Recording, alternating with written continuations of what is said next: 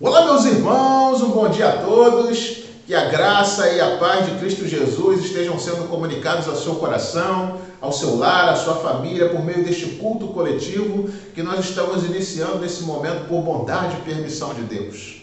Estamos aqui reunidos porque reconhecemos a suprema importância e eficácia da palavra de Deus para nos instruir, fortalecer, preservar, nos dar motivação, ânimo e capacitação para trilhar uma jornada radiante, abençoada e vitoriosa para a glória de Jesus. Reconhecemos que com amor e misericórdia Deus quer acolher e salvar a todos pela graça mediante a fé. Portanto, abra o seu coração para Deus nesse momento, ouça, entenda, entregue sua vida àquele que quer o melhor para você aqui e por toda a eternidade. Que bom que você veio até este espaço, receba desde já o nosso carinho, o nosso abraço. Vamos juntos celebrar a Jesus aqui no canal da Primeira Igreja Batista em Vila do Sol.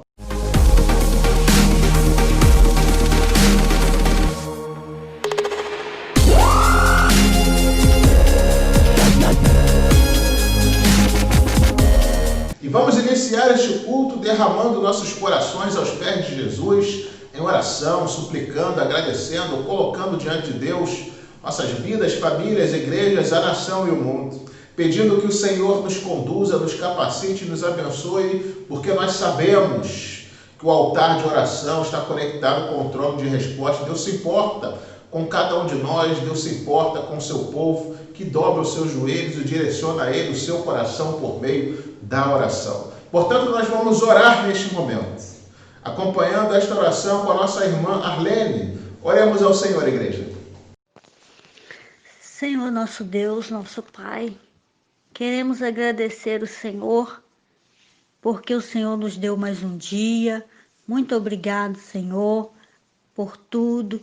Muito obrigado, Senhor, pelas misericórdias, o amor do Senhor em nossas vidas. Pedimos que o Senhor perdoe as nossas faltas e nos ensina, Senhor, a estar na vontade e no querer do Senhor. Toma as nossas vidas em tuas santas mãos, Senhor. Fala, Senhor, os nossos corações. Nos fortaleça, Senhor, a cada dia, a cada manhã. Queremos entregar, Senhor Deus, os nossos, Senhor Deus, médicos, enfermeiras, os trabalhadores. Queremos entregar o nosso país, as nossas autoridades. Que o Senhor esteja, Deus, na direção, no controle de todas as coisas. Que o Senhor esteja, Deus, contemplando os enfermos, aqueles que estão precisando de um milagre do Senhor, de um socorro do Senhor. Que o Senhor esteja alcançando, Senhor Deus. Visita, Senhor, aqueles que estão sem forças para caminhar. Visita, Senhor Deus, aqueles que estão longe dos teus caminhos. Aqueles que estão, Senhor Deus, sem força, Senhor Deus, para chegar até a casa do Senhor. Aqueles que estão sem forças para buscar a tua face, Senhor. Toma, Senhor, nas tuas santas mãos, Senhor Deus, a nossa Primeira Igreja Batista em Vila do Sol. Que o Senhor esteja contemplando cada irmão, Senhor Deus, cada família, Senhor, e que o Senhor esteja, Deus, fazendo morada em nossos corações, retirando de nós tudo que desagrada ao Senhor. Esteja, Deus, nos dando força, Senhor Deus. Muito obrigado, Senhor, porque grandes coisas o Senhor já fez por nós e muitas ainda virão em nome do Senhor Jesus Cristo. Perdão, Senhor, pelas nossas faltas mais uma vez. E eu agradeço ao Senhor por tudo, Senhor Deus. Já agradeço e oro ao Senhor no nome santo do Senhor Jesus Cristo, hoje e sempre. Amém. Amém. Nós vamos ler a Bíblia, ler a palavra do Senhor num texto muito rico, que se encontra lá no livro de Atos dos Apóstolos, capítulo 2, versículos de 42 a 47, onde vai nos dizer assim a palavra de Deus, irmãos: e perseveravam na doutrina dos apóstolos e na comunhão, no partir do pão e nas orações. Em cada alma havia temor, e muitos prodígios e sinais eram feitos por intermédio dos apóstolos. Todos os que creram estavam juntos e tinham tudo em comum. vendiam as suas propriedades e bens, distribuindo produto entre todos à medida que alguém tinha necessidade. Diariamente perseveravam unânimes no templo, partiam pão de casa em casa e tomavam as suas refeições com alegria e singeleza de coração, louvando a Deus e contando com a simpatia de todo o povo. Enquanto isso, acrescentava-lhes o Senhor dia a dia os que iam sendo salvos. E queridos, nós vamos seguir louvando a Deus com muita alegria, acompanhando agora o período de cânticos. Louvemos ao Senhor, igreja. Tua graça me basta.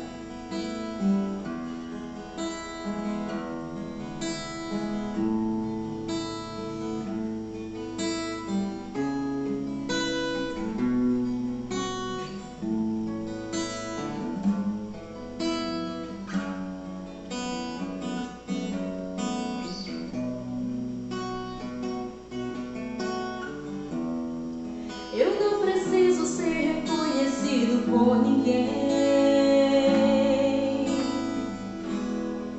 A minha glória é fazer com que conheçam a Ti. E que diminua eu, pra que Tu cresças, Senhor, mais e mais.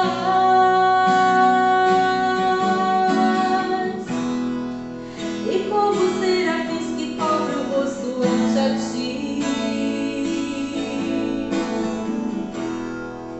escondo o rosto para que vejam Tua face em mim. E que diminua eu, para que Tu cresças, Senhor, mais e mais. No Santo dos Santos, a fumaça me esconde, só Teus olhos me veem. Debaixo de Tuas asas é o meu abrigo, meu lugar secreto. Só Tua graça me basta, Tua presença é meu prazer.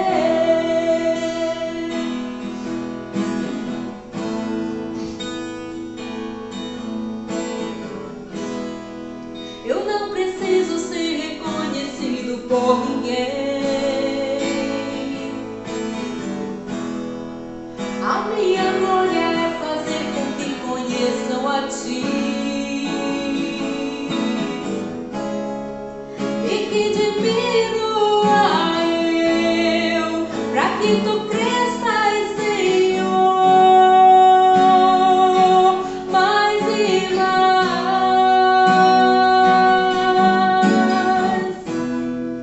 E como serafins que cobrem o rosto ante a Ti,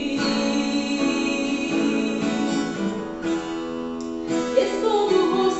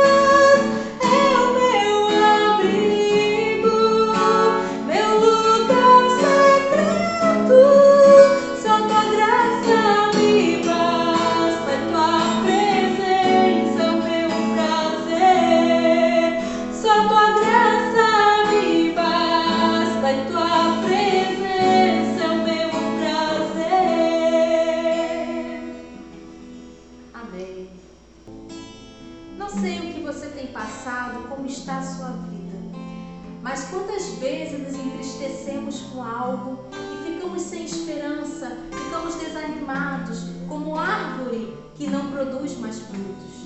Mas quero dizer para você hoje que há esperança para você. Você ainda pode florescer no Senhor, ao cheiro das águas.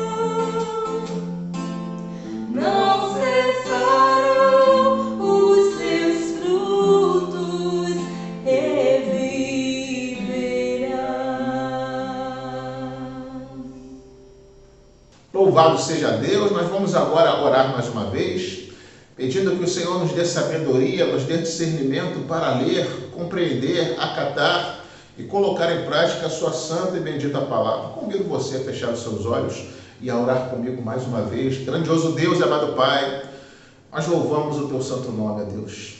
Agradecemos ao Senhor por tua graça, por tua misericórdia, por tua direção através de tua santa verdade. Agradecemos a ti, ó Deus, por ter enviado até nós o caminho, a verdade e a vida que é Cristo Jesus. Agradecemos ao Senhor pela instrução do Santo Espírito em nossas vidas, em cada dia, pela tua proteção, pelo teu sustento, pela tua provisão para conosco, ó Deus, em todos os momentos de nossas vidas. E agora, Pai, quando estaremos lendo o texto bíblico e queremos ouvir a voz do Senhor comunicando suas verdades aos nossos corações, nós te suplicamos, ó Pai, que o Senhor nos dê sabedoria e discernimento, não apenas para ler, mas para compreender aquilo que o Senhor quer transmitir como verdade ao coração da tua igreja. Por isso nós oramos a ti, ó Deus, e desde já te agradecemos em nome de Jesus. Amém. E queridos, para a nossa reflexão desta manhã, nós estaremos lendo um texto que se encontra lá no livro de 2 Reis, no capítulo 18, versículos de 1 a 12. Esse texto que conta um pedaço da história do rei Ezequias e tem para nós um exemplo muito vívido quando meditamos a respeito de reforma. Portanto, abra a sua Bíblia, meu irmão, minha irmã, e nos acompanhe na leitura da Palavra de Deus, nesse texto de 2 Reis, capítulo 18, versículos de 1 a 12, onde estaremos lendo e refletindo nele a partir do tema Reforma, o caminho da restauração. Vai nos dizer assim a Palavra de Deus, irmãos. No 3º ano de Oséias, filho de Elá, rei de Israel, começou a reinar Ezequias, filho de Acais, rei de Judá. Tinha 25 anos de idade quando começou a reinar e reinou 29 anos em Jerusalém. Sua mãe se chamava Abi e era filha de Zacarias. Fez ele o que era reto perante o Senhor, segundo tudo o que fizera Davi seu pai. Removeu os altos, quebrou as colunas e deitou abaixo o poste ídolo. E fez em pedaços a serpente de bronze que Moisés fizera, porque até aquele dia os filhos de Israel lhe queimavam incenso e lhe chamavam Neustã. Confiou no Senhor, Deus de Israel, de maneira que depois dele não houve seu semelhante entre todos os reis de Judá, nem entre os que foram antes dele. Porque se apegou ao Senhor, não deixou de segui-lo e guardou os mandamentos que o Senhor ordenara a Moisés. Assim foi o Senhor com ele para onde quer que saía, lograva bom êxito, rebelou-se contra o rei da Síria e não serviu. Feriu os filisteus até Gaza e seus limites, desde os atalaias dos vigias até a cidade fortificada. No 4º ano do rei Ezequias, que era o 7º de Oséias, filho de Elá, rei de Israel, subiu Salmanaser, o rei da Síria, contra Samaria e a cercou. Ao cabo de 3 anos foi tomada, sim, no ano 6º de Ezequias, que era o 9º de Oséias, rei de Israel, Samaria foi tomada. O rei da Síria transportou Israel para a Síria e o fez habitar em Ala, junto a Abor e ao rio Gozã e nas cidades dos medos.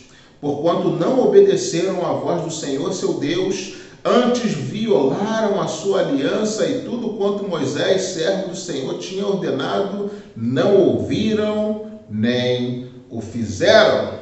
Reforma, o caminho da restauração. Queridos, neste fim de semana comemoramos o dia da Reforma Protestante.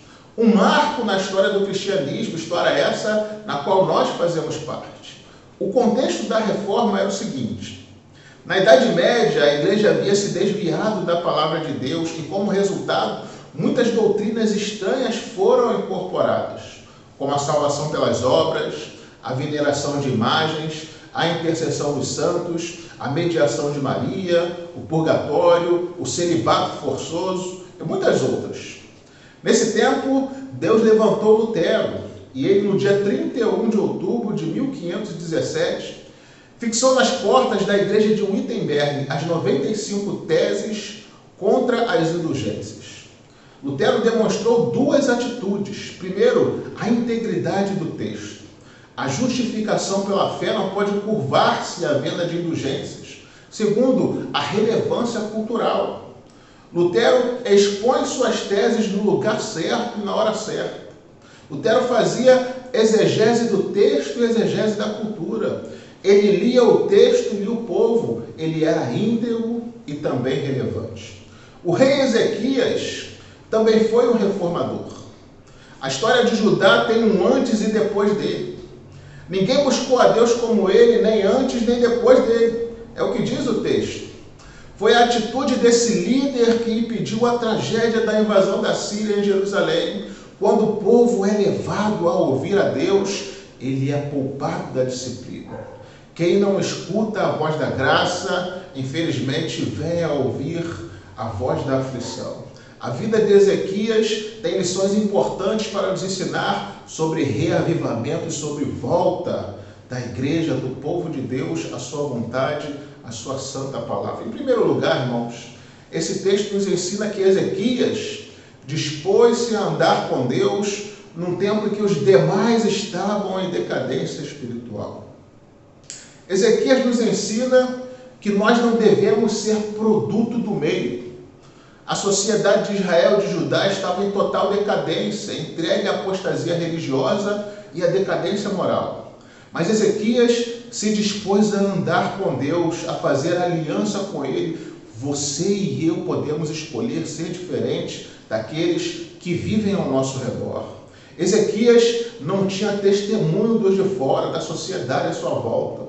Foi durante o seu governo que o rei da Síria levou cativo o reino do norte, por causa das suas muitas transgressões, como diz o nosso texto.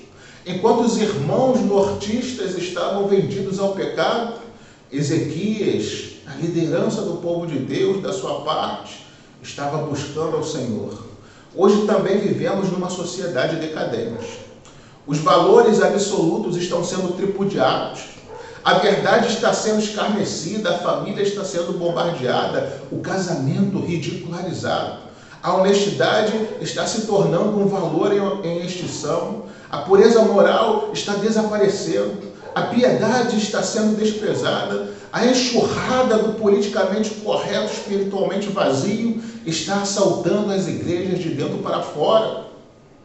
Líderes religiosos midiáticos se levantam para falar em rede nacional que a Bíblia tem que ser atualizada para que ela se curve e se molde aos pecados e caprichos do homem, em vez do ser humano se curvar à verdade, se adequar à vontade soberana de Deus com arrependimento e sinceridade de coração para ser liberto e transformado. Ezequias, ele dispôs-se a andar com Deus, mesmo sem exemplo dos de dentro de casa. Seu pai, o rei Acais, era um homem ímpio, idólatra, perverso e assassino. Ele queimou alguns dos seus próprios filhos em altares pagãos. Ele substituiu o altar da casa de Deus pelo altar de um templo pagão. Ele misturou a fé com o paganismo. Ezequias não tinha um bom modelo dentro de casa. Seu pai era um monstro, mas ele escolheu ser diferente. Ele rompeu com a sua tradição familiar. Ele deixou os maus caminhos daqueles que deveriam ter sido exemplo para ele, mas não foram. Ele não seguiu os passos errados de seu pai.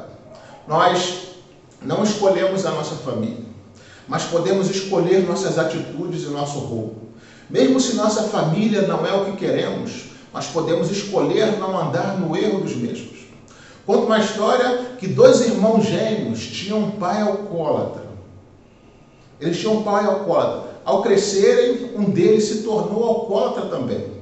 E quando lhe perguntaram o que tinha levado ele ao álcool, ele respondeu: o meu pai me deu um mau exemplo. O outro irmão gêmeo também cresceu e jamais se deixou dominar pelo álcool. Quando lhe perguntaram como tinha conseguido se manter longe daquele vício, ele deu a mesma resposta: o meu pai me deu um mau exemplo.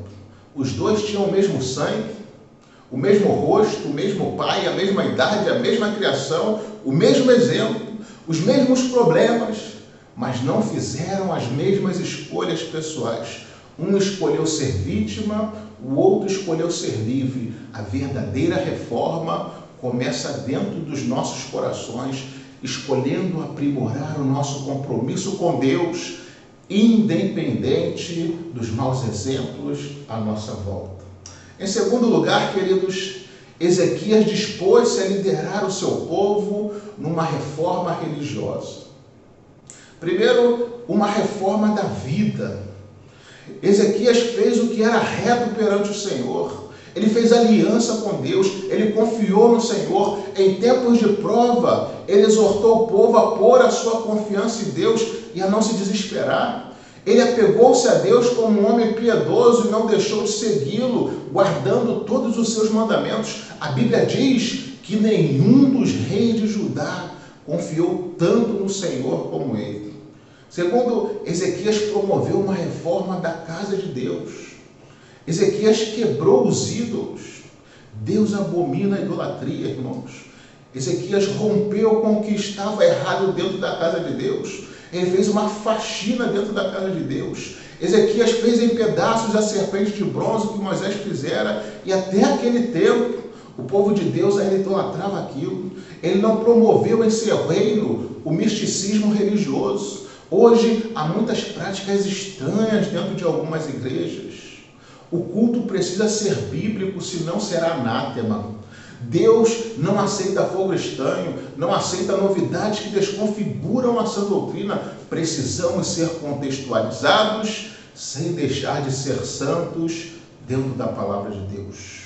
A casa de Deus estava cheia de ídolos no tempo de Ezequias, de altares pagãos. Introduziram coisas estranhas ao culto, práticas pagãs foram introduzidas, o culto tinha perdido a sua pureza. O sincretismo religioso misturava paganismo com culto a Deus, e isso era abominação para Deus.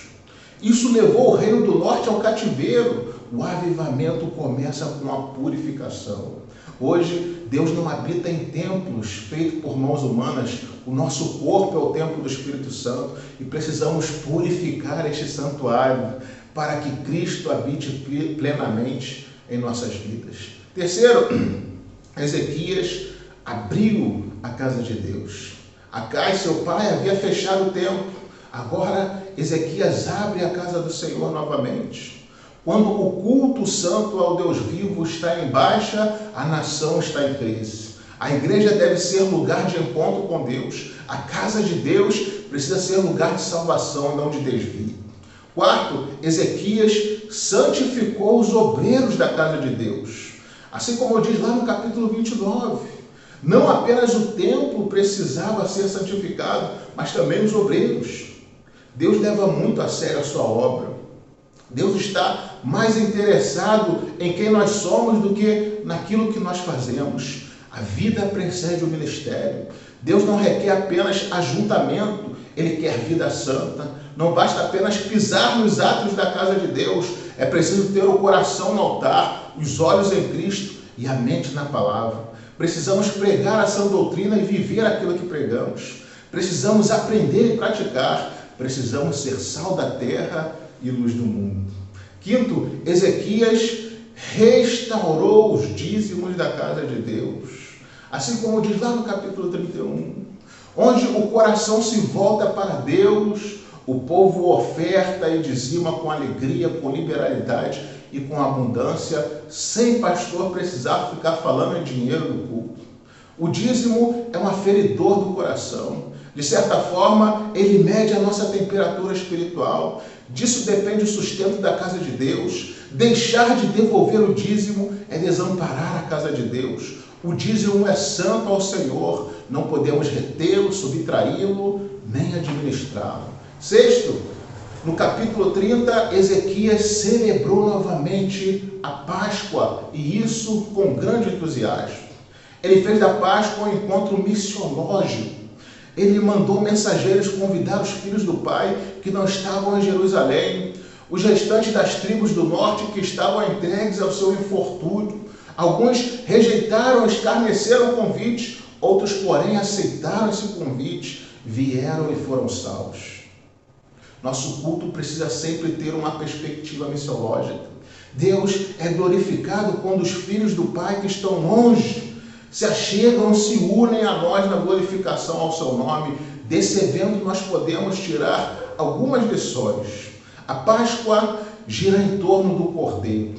O centro da Páscoa era o Cordeiro, assim como o centro do culto é Cristo Jesus, o nosso Cordeiro Pascal. Ele é o Cordeiro de Deus que tira o pecado do mundo. Não há razão para nos reunirmos se Jesus não for o centro dessa reunião. Não somos um clube, uma associação, somos a Igreja de Deus que celebra, que adora o Cordeiro de Deus, que é Cristo Jesus. A Páscoa também fala da libertação do cativeiro, ou seja, de salvação. Nós celebramos a festa da salvação. O culto não é apenas um encontro social. Estamos aqui testemunhando o que Deus fez por nós em Cristo. Ele nos libertou, Ele nos tirou do cativeiro, do império das trevas, e nos transportou para o reino da luz do seu Filho, do Filho do seu amor. Algo glorioso aconteceu conosco. Deus mudou a nossa sorte. Somos a comunidade daqueles que foram libertos pelo sangue do Cordeiro. A nossa libertação foi obra exclusiva da graça. Deus suspendeu o castigo quando viu o sangue de Jesus derramado por amor de nós. A Páscoa também fala da necessidade de tirar o fermento, ou seja, fala de santificação. A Páscoa é uma reunião de pessoas que se apartam do pecado. Os que conhecem a Deus se consagram a Ele. Fomos chamados para a santidade, fomos salvos para ser luz. Os que têm esta esperança se santificam porque sabem que o seu Deus é santo. A Páscoa também fala da reunião de todo o povo, ou seja, fala de comunhão. Todas as famílias deviam vir, homens, mulheres e crianças. Outros deviam ser convidados. Os que vieram das tribos do norte não tinham mais ritos de purificação, então Ezequias ora por eles, sabendo que Deus vê o coração, e diz a Bíblia que Deus ouviu a oração de Ezequias e sarou a alma do povo, lá no capítulo 30, versículos de 18 a 20. Deus está mais interessado na motivação do coração do intercessor. Ele não aplaudiu o fracasso das tribos do norte. Ezequias não os via como rivais. Ele tinha compaixão e aproveitou a oportunidade para convidá-los a vir e participar com ele das bênçãos do Senhor. Precisamos ter a visão evangelizadora e acolhedora de Ezequias. A Páscoa também fala de celebração, ou seja, de adoração. O povo cantou, celebrou com alegria e ao final daquela semana ainda permaneceram mais uma semana. Eles transbordaram na sua alegria e no seu amor por Deus. O culto é uma festa, meus irmãos. O culto é um testemunho às nações. É uma celebração daquilo que Deus tem feito, faz e ainda fará por todos nós. Em terceiro lugar, Ezequias também dispôs-se a confiar em Deus, mesmo diante das circunstâncias desesperadoras que ele passou. Todo aquele que procura ser fiel a Deus enfrenta muitas provas. A primeira investida da Síria foi repelida. A Síria já havia invadido e tomado o reino do norte. Seus irmãos já haviam sucumbido ao poderio militar dessa potência mundial. Agora, esse mesmo império guerreiro, expansionista, truculento e sanguinário cerca Jerusalém e exige rendição. Porém, Ezequias rebelou-se contra o rei da Síria e não serviu. Na segunda ocasião, o rei da Síria invade todas as cidades fortificadas de Judá. Ezequias não resiste e paga ao rei da Síria pesados tributos. Além de dar toda a prata da casa de Deus, os tesouros da casa do rei, bem como tirou o ouro das portas do templo e as ombreiras para dá-las a Senaqueribe. Na terceira investida da Síria, Ezequias confiou em Deus e prevaleceu. O rei da Síria afrontou a Ezequias dizendo que a sua confiança em Deus não podia livrar sua cidade do poder assírio. No capítulo 19, Deus diz para seu povo não temer suas palavras de ameaças, pois vai fazê-lo voltar à sua terra e ser morto pelos seus próprios filhos. Ezequias encoraja o povo a confiar em Deus, apesar das circunstâncias, pois Deus é poderoso para salvar. Então Ezequias adora, exalta a Deus e ora para que o livramento em nome de Deus seja glorificado e conhecido entre todos os reinos. Deus sai em defesa do seu povo e afasta o inimigo. Deus envia um anjo e 185 mil soldados assírios são mortos. O rei volta para a sua terra e é morto pelos seus próprios filhos. O fato de sermos fiéis e tementes a Deus, irmãos, não significa que não passaremos por provas difíceis. No capítulo 20 de 2 Reis, Ezequias passa por mais uma luta e enfrenta uma doença terrível. Deus diz a Ezequias, por intermédio de Isaías: põe em ordem a tua casa, porque certamente morrerás e não viverás. Sua vida está em ordem. Sua casa está em ordem. Você está preparado para morrer? Senão, certamente você está preparado para viver. Ezequias mais uma vez se humilhou diante de Deus. Ezequias teve seus momentos de recaída. Ele exaltou seu coração diante de Deus. Talvez pela sua riqueza, talvez pelas suas conquistas, mas agora ele se humilha diante de Deus novamente e Deus ouve a sua oração. Deus dá mais do que o rei pede, dá cura para a doença e vitória contra o inimigo. Deus afasta a doença e afasta o adversário. Tanto a doença quanto o inimigo estavam sob o controle de Deus.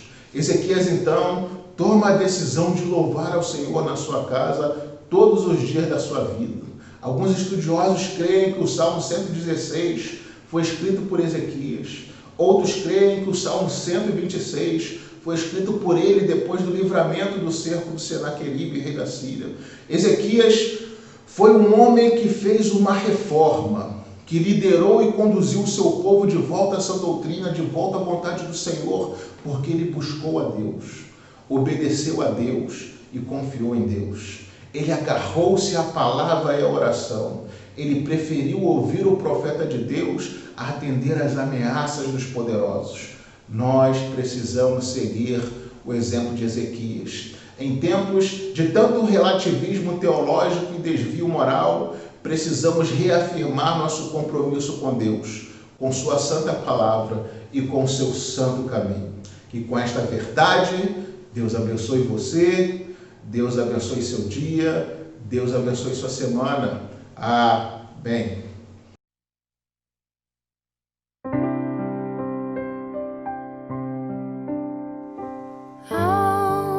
Algemado por um peso, oh, quão triste eu andei, até sentir a mão